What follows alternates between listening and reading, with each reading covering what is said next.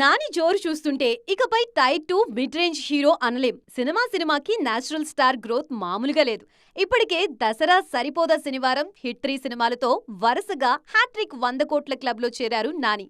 ప్రస్తుతం నటిస్తున్న paradise budget 150 కోట్లకు పైగానే ఉంది. నాన్ థియేటికల్ నుంచే 100 కోట్లు వచ్చేలా ఉంది.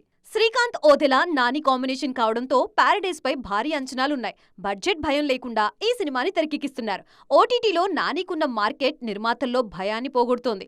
పారడైజ్ బిజినెస్ సైతం భారీగానే జరుగుతోంది. అలాగే జస్ట్ అనౌన్స్మెంట్ తోనే సుజిత్ సినిమాపై ఎక్స్పెక్టేషన్స్ పీక్స్ కు చేరిపోయాయి. సుజిత్ సినిమా 2026లోనే సెట్స్ పైకి వెళ్లనుంది. దీని బడ్జెట్ కూడా 100 కోట్లకి పైగానే ఉండబోతోంది.